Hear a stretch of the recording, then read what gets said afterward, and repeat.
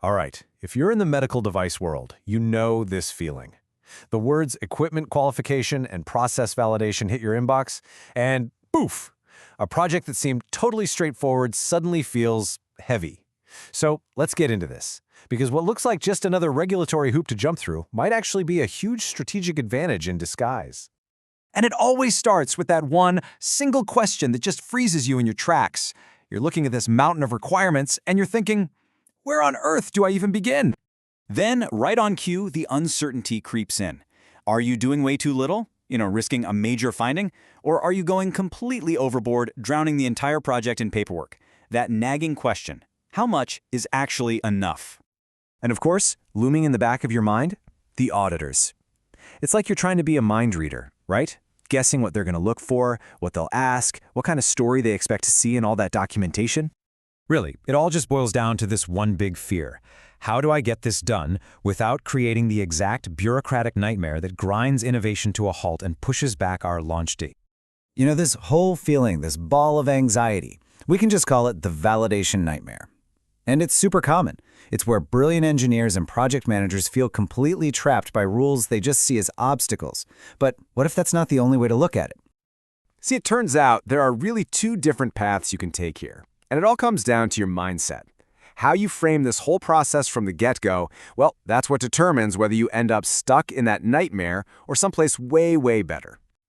Okay, so on one side, you've got the barrier mindset. This is where validation is just an obstacle. It delays launches, it creates anxiety, it's a pain. But if you can flip the script to an enabler mindset, suddenly those exact same rules start to accelerate development. They give you clarity and confidence. And that audit anxiety? It turns into a real competitive advantage. The big question is, how do you actually make that flip? Well, you do it by flipping your whole approach completely on its head. Instead of getting lost in the tiny details right away, you start at the very, very top.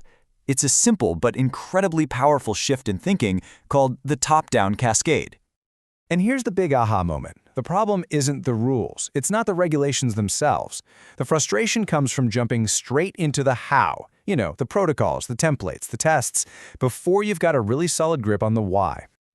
This cascade forces you to think in a logical sequence. You start with the biggest question of all. Why must I validate? That's the regulatory big picture. Only after you've answered that do you ask, how will I validate? That's your overall strategy. From there, you justify why specific equipment is even needed, and only then, at the very end, do you figure out how you'll execute the detailed plan. You see how that works? Each step gives you the context you need for the next one. It just makes sense.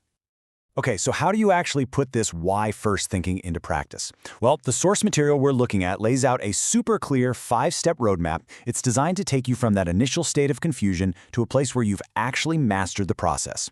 It's about turning that cascade theory into a concrete plan. And this roadmap, it breaks that nightmare down into totally manageable pieces. First, you focus on the fundamentals to truly understand the why.